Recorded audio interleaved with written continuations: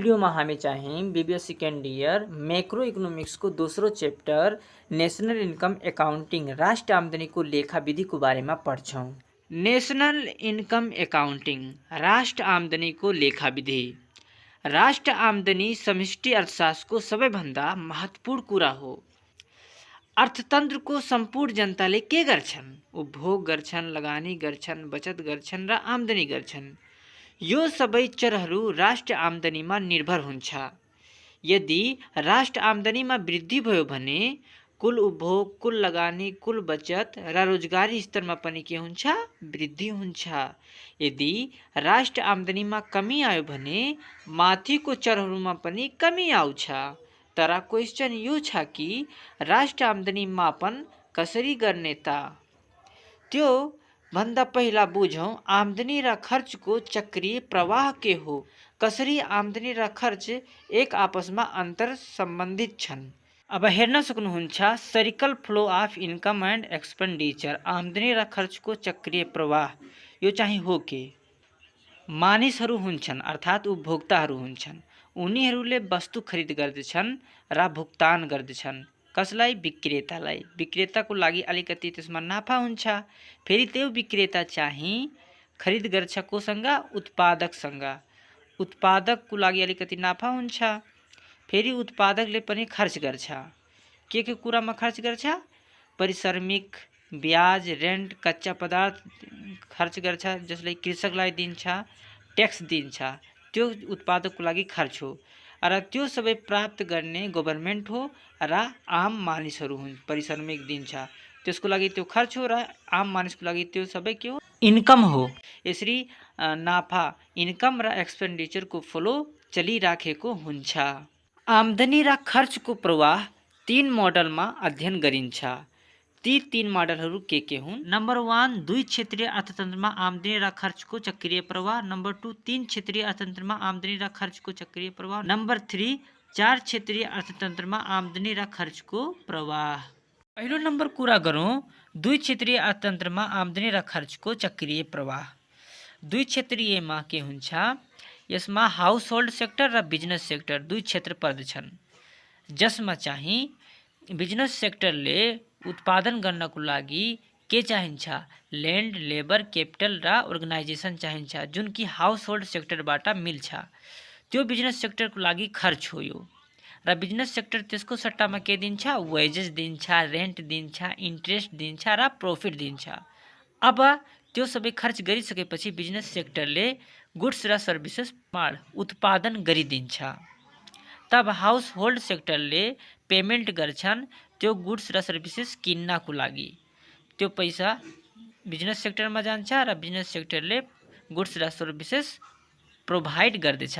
यसरी इन्कम र एक्सपेन्डिचरको फ्लो चलिराखेको हुन्छ अन्डर 2 सेक्टर। तर कुरा के छ? यस प्रकारको दुई क्षेत्रीय अर्थतन्त्र वास्तविक संसारमा कहीँ पनि पाइँदैन।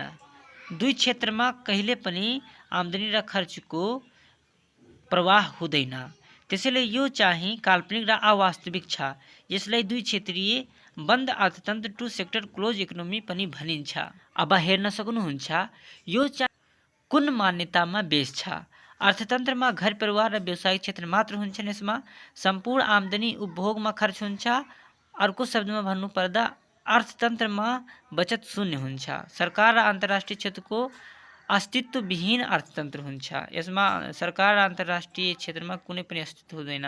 उत्पादनका सम्पूर्ण साधनहरू घर परिवारको स्वामित्वमा हुन्छ वा उत्पादन साधन घर परिवारले पूर्ति गर्छन्। उत्पादक वा फार्मले सम्पूर्ण उत्पादनका साधनहरू घर परिवारबाट खरिद गर्छन्। वस्तु तथा सेवाको उत्पादन व्यावसायिक क्षेत्रले मात्र गर्दछ। अब दोस्रो आउँछ 3 क्षेत्रीय अर्थतन्त्रमा आमदनी र खर्चको प्रवाह। 3 क्षेत्रीयमा के हुन्छ? अब पहिला यो थियो दुई क्षेत्रीय। अब यहाँ गभर्नमेन्ट आयो 3 क्षेत्रीय। हाउस होल्ड, गभर्नमेन्ट र बिजनेस सेक्टर र बीचमा फाइनान्सियल मार्केट पर्छ। जस्तै हाउस होल्ड सेक्टरले सेभिङ गर्छ फाइनान्सियल मार्केटलाई र फाइनान्सियल मार्केटले इन्भेस्ट गर्छ बिजनेस सेक्टरलाई। अब पहिला मैले 2 सेक्टरमा दुई क्षेत्रीयमा पहिले नै बताइसकेको छु। फैक्टर इनकम र फैक्टर प्रोडक्शन जुन लेबर थिए अनि कैपिटल थियो दिए बापत हाउस होल्डले बापत उसले के दिन्थ्यो इन्कम दिन्थ्यो त्यो हामी पढ्यौँ। तर अब यहाँ इन्भल्भ भएको छ गभर्मेन्ट। गभर्मेन्टले बिजनेस सेक्टरबाट डाइरेक्ट ट्याक्सेस लिन्छ। गभर्मेन्टसँग आम्दानी हुन्छ र गभर्मेन्टले पनि सब्सिडी दिन्छ बिजनेस सेक्टरलाई। सब्सिडी भनेको जस्तै 1000 को ग्यास सिलिन्डर किनेर जनतालाई उसले 900 मा ग्यास सिलिन्डर दिन्छ, त्यो हो सब्सिडी बिजनेस सेक्टरको लागि। अब गभर्मेन्टले हाउस होल्ड सेक्टरबाट डाइरेक्ट ट्याक्स लिन्छ र गभर्मेन्टले पनि के गर्छ कि ठुलो ठुलो ड्याम स्कुल अनि विकासको कार्यहरू गर्छ। त्यसमा सबैलाई के दिन्छ, वेजेस दिन्छ, सेलेरी दिन्छ र ट्रान्सफर पेमेन्ट्सहरू दिन्छन्। यसरी गभर्मेन्टले पनि क्षेत्रले पनि प्रभाव पारेको हुन्छ। बाँकी सबै कुरा same. Payment for goods and services house होल्डले गर्छ र बिजनेस सेक्टरले उनीहरूलाई गुड्स र सर्भिसेस प्रोभाइड गर्छ। तीन क्षेत्रीय अर्थतन्त्रमा आम्दानी र खर्चको चक्रीय प्रवाह चलिरहेको हुन्छ। तेस्रो नम्बर आउँछ चार क्षेत्रीय अर्थतन्त्रमा आम्दानी र खर्चको चक्रीय प्रवाह। चार क्षेत्रीय अर्थतन्त्रमा फरेन कन्ट्रिज पनि इन्भल्भ हुन्छ। बाँकी कुरा सेम हुन्छ। 2 क्षेत्रीयमा यो र 3 क्षेत्रीयमा यो थियो गभर्मेन्ट। बाँकी अब फरेन कन्ट्रिज पनि इन्भल्भ हुन्छ। फरेन कन्ट्रीले चाहिँ आफ्नो देशमा हाउस होल्ड सेक्टरबाट मेन पावर हायर गर्छ र क्यापिटल हायर गर्दछ र त्यसको बदलामा फरेन रेमिटान्स प्राप्त हुन्छ, अर्थात् आम्दानी प्राप्त हुन्छ हाउस होल्ड सेक्टरलाई। फरेन कन्ट्रीले चाहिँ बिजनेस सेक्टरमा एक्सपोर्ट गर्छ, निर्यात गर्छ आफ्नो गुड्स र सर्भिसेस र बिजनेस सेक्टरबाट इम्पोर्ट पनि गर्छ फरेन कन्ट्रीले गुड्स र सर्भिसेस। यसरी आम्दानी हुन्छ र खर्च हुन्छ। यसरी चाहिँ फरेन कन्ट्री यानी कि चार क्षेत्रीय अर्थतन्त्रले पनि इन्कम र एक्सपेन्डिचरको फ्लोलाई देखाउँछ। अब आउँछ meaning and definition of national income, राष्ट्र आम्दानीको अर्थ र परिभाषा। राष्ट्र आम्दानी भन्नाले कुनै पनि देशको सम्पूर्ण नागरिकहरूले एक वर्षमा कमाएको सम्पूर्ण आम्दानीको योगफल बुझिन्छ। जस्तै NI equal two Y1 Y2 Y3, अर्थात् प्रति व्यक्ति एक व्यक्ति Y1, दोस्रो व्यक्ति Y2, तेस्रो व्यक्ति Y3 र डट डट सम्पूर्ण व्यक्तिको योगफल जोडेर चाहिँ नेसनल इन्कम निकालिन्छ। अब सम्पूर्ण अर्थशास्त्रीहरूले आफ्नो आफ्नो शब्दमा नेसनल इन्कमको परिभाषा पनि दिएका छन्। अब आउँछ various concept of national income, राष्ट्र आम्दानीको विभिन्न अवधारणा। भिन्न अवधारणाले विभिन्न विचारधाराले यसलाई राष्ट्र इन्कमलाई बाँडिएको हुन्छ। ती के हुन्? GDP, NDP, GNP, NNP, NI, PI, DPI, PCI, यो सबै हो के सरल तरिकाले यसलाई स्टेप बाई स्टेप बुझौँ। पहिलो नम्बर हामी पढ्छौँ ग्रोस डोमेस्टिक प्रोडक्ट GDP, कुल गृहस्थ उत्पादन हो के। एक वर्षमा कुनै पनि देशको भौगोलिक सीमाभित्र उत्पादन भएको सम्पूर्ण अन्तिम वस्तु तथा सेवाहरूको बजार मूल्यलाई कुल गृहस्थ उत्पादन भनिन्छ। अब यो तपाईँ बुझ्न सक्नु भएको छैन। अन्तिम वस्तु तथा सेवाहरूको बजार मूल्य के हो? मान लिनुहोस् कलम एउटा वस्तु हो, उत्पादन भएको छ, एउटा प्रोडक्ट हो।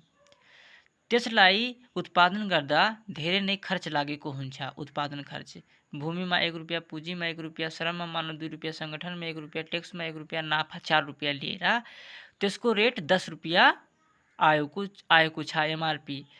त्यही 10 रुपियाँ नै अन्तिम बजार मूल्य हो। यसरी हरेक प्रोडक्टको जुन सेल हुन्छ, उत्पादन हुन्छ, अन्तिम बजार मूल्यको योगफललाई एक वर्षभित्र त्यसलाई कुल गृहस्थ उत्पादन भनिन्छ।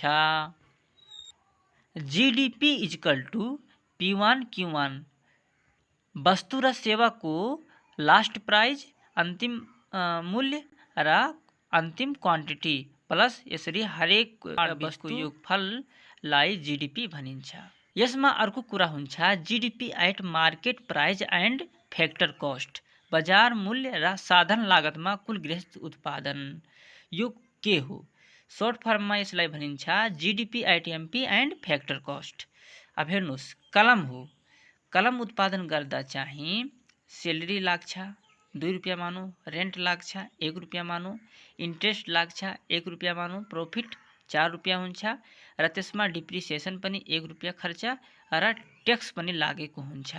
यसरी सम्पूर्ण कुरा जोडेर जुन मूल्य निस्केर आउँछ बिक्रीको लागि त्यो जीडीपी एट एमपी हुन्छ। 10 रुपियाँ कलमको मूल्य जीडीपी एट एमपी हुन्छ। तर ट्याक्स बाहेक अन्य जुन खर्च हुन्छ त्यसलाई फ्याक्टर कस्ट भनिन्छ, जीडीपी एट एफसी भनिन्छ। जस्तै salary, rent, interest, profit, depreciation मात्र त्यसमा इन्भल्भ हुन्छ, यो सबै साधन खर्च मात्र इन्भल्भ हुन्छ, त्यही नै फ्याक्टर कस्ट हुन्छ, जीडीपी एट एफसी भनिन्छ। ट्याक्स त्यसमा इन्भल्भ हुँदैन, इन्डाइरेक्ट ट्याक्स। अब दोस्रो आउँछ नेट डोमेस्टिक प्रोडक्ट एनडीपी। त्यसमा कुल गृहस्थ उत्पादन थियो, यसमा खुद गृहस्थ उत्पादन रहेको छ, नेट डोमेस्टिक प्रोडक्ट एनडीपी। यो के हो? कुल गृहस्थ उत्पादनमा मूल्य ह्रास डिप्रिसिएसन घटाउँदा प्राप्त हुने रकमलाई खुद गृहस्थ उत्पादन भनिन्छ। Very easy. NDP equal to जीडीपीबाट डिप्रिसिएसन घटाइदिने, जीडीपीबाट मात्र डिप्रिसिएसन घटाइदिने एनडीपी प्राप्त हुन्छ। अब हेर्नुहोस्, यो थियो नेट डोमेस्टिक प्रोडक्ट। अब यसमा पनि के हुन्छ? NDP at MP and factor cost हुन्छ। NDP at MP and factor cost मान लिनुहोस् जीडीपी 10 रुपियाँ छ र डिप्रिसिएसन 1 रुपियाँ छ। तो NDP equal to GDP minus depreciation गरिदिने, जीडीपी माइनस डिप्रिसिएसन 10 रुपियाँ थियो जीडीपी, 1 रुपियाँ डिप्रिसिएसन घटाएर 9 रुपियाँ एनडीपी निक्ल्यो, नेट डोमेस्टिक प्रोडक्ट। अब हेर्नुहोस्, यो भयो एनडीपी एट एमपी भयो, एनडीपी एट एमपी 9 रुपियाँ भयो। अब फ्याक्टर कस्ट कसरी निकाल्ने? एनडीपी एट एमपी यही value 9 minus net indirect tax घटाइदिने, नेट इन्डाइरेक्ट ट्याक्स घटाइदिने तपाईको फ्याक्टर कस्ट निक्लन्छ। एनडीपी एट एफसी निक्लन्छ 8 रुपियाँ। तेस्रो नम्बर आउँछ कुल राष्ट्र उत्पादन ग्रोस नेशनल प्रोडक्ट जीएनपी। अब यसमा के हुन्छ? बाँकी कुरा जीडीपी जस्तै छ, यसमा विदेशबाट प्राप्त खुद आम्दानीको योगफल एड हुन्छ। जस्तै एक वर्षमा कुनै पनि देशको भौगोलिक सीमाभित्र उत्पादन भएको सम्पूर्ण अन्तिम वस्तु तथा सेवाहरूको बजार मूल्य, यो थियो जीडीपी को डेफिनेसन। र यसमा के हुन्छ?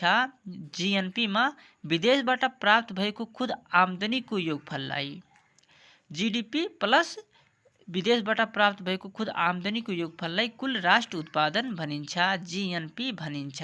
हेर्नुहोस्, GNP equal to GDP plus net factor income from abroad, विदेशबाट प्राप्त भएको आम्दानी जोडेर जीडीपीमा जोडेर जीएनपी निस्कन्छ। अब हेर्नुहोस्, त्यसमा पनि GNP at MP and factor cost हुन्छ। त यो कसरी हुन्छ? GNP at MP wages, rent, interest, profit, depreciation, tax यो सबै जीडीपीमा थियो, सबै एड गरेर जीडीपी एट एमपी हुन्थ्यो। तर यसमा एक कुरा अरू net factor income from abode जोडिएको छ। यसरी जीएनपी एट एमपी यो सबै जोडेर जुन आउँछ प्राइज त्यो जीडीपी एट एमपी हुन्छ। तर जीएनपी एट एफसी के हो? Wages, rent, interest, profit, depreciation, net factor income from abroad, यसमा ट्याक्स इन्भल्भ हुँदैन। त्यही ट्याक्स बाहेक बाँकी सबै कुरालाई GNP at FC factor cost भनिन्छ। नम्बर 4 खुद राष्ट्र उत्पादन नेट नेशनल प्रोडक्ट एनएनपी के हो? कुल राष्ट्र उत्पादनमा अर्थात् जीएनपीबाट मूल्य ह्रास घटाउँदा प्राप्त हुने रकमलाई खुद राष्ट्र उत्पादन भनिन्छ। माथि जुन पढ्यौँ हामीले जीएनपी, त्यही जीएनपीबाट डिप्रिसिएसन घटाइदिने एनएनपी निस्किहाल्छ। अब हेर्नुहोस्, NNP at MP and factor cost यसमा पनि हुन्छ। यो के हो? NNP at NNP factor cost equal to NNP at MP minus net indirect tax घटाइदिने एनएनपी एट एफसी निस्किहाल्छ।